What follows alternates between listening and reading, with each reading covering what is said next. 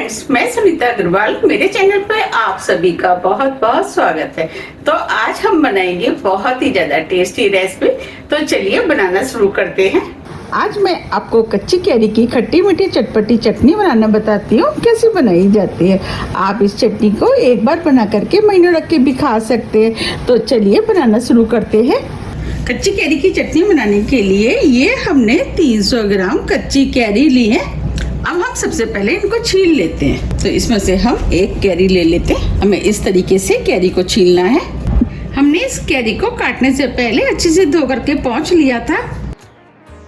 ये हमने कैरी को छील लिया है। इस तरीके से हम दूसरी वाली को भी छील लेंगे।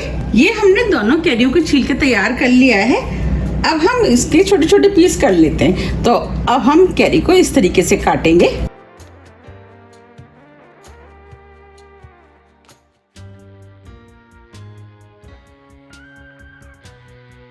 देखिए इस तरीके से। आप चाहे तो कैरियों को लंबा लंबा भी काट सकते हैं। अब गुठली वाले पोर्शन को हम निकाल देते हैं।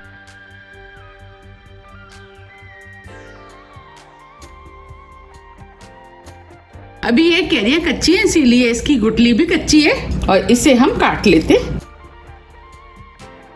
और इस तरीके से हम दूसरी वाली को भी काट लेंगे।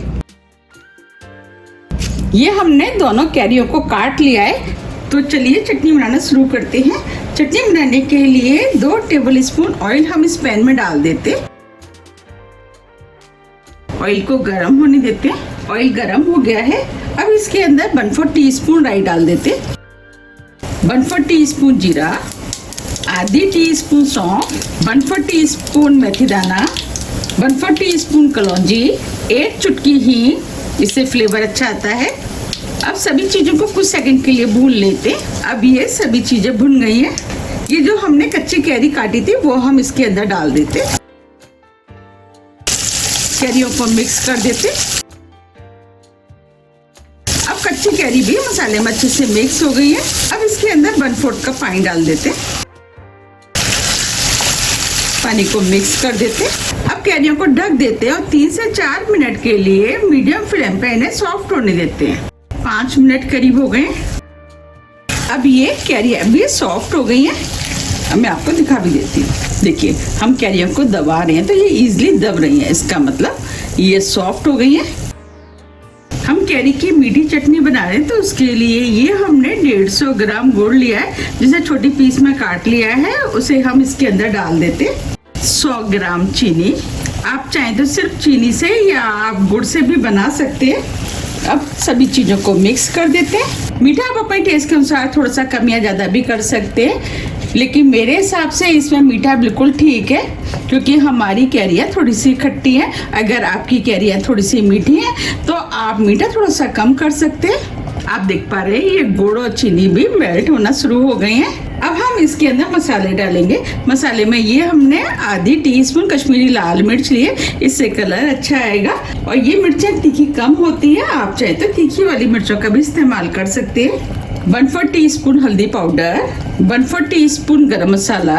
अब इसके अंदर आधी टीस्पून सौंठ पाउडर डाल देते हैं। आप सौंठ पाउडर की जगह 1 इंच अदरक के टुकड़े को कद्दूकस करके भी डाल सकते हैं। अगर चटनी में फ्लेवर अच्छा है तो उसके लिए आधी टीस्पून काला नमक डाल देते हैं, 1/4 टीस्पून सफेद नमक। नमक भी आप अपने टेस्ट के अनुसार थोड़ा सा कम या ज्यादा कर सकते हैं। अब सभी मसालों को हम मिक्स कर देते हैं। ये चटनी खाने में बहुत ही ज्यादा टेस्टी लगती है, तो आप भी इसे बनाइए, आपको भी ये बहुत ज्यादा पसंद आएगी।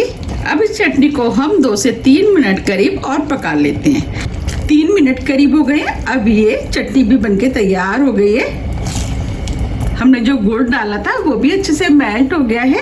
अब इस चटनी को और भी ज़्यादा टेस्टी बनाने के लिए अब इसके अंदर हम 1 टेबल स्पून किशमिश डाल देते हैं। आप चाहें तो इसके अंदर 3 से 4 छुहारे का भी इस्तेमाल कर सकते हैं। आप छुहारों को छोटे छोटे पीस में काट करके भी डाल सकते हैं। अब ये चटनी बनके तैयार हो गई है। ये चटनी ठंडी होने के बाद भी थोड़ी सी गाढ़ी होगी। आप देख पा रहे कितनी बढ़िया चटनी बनी है।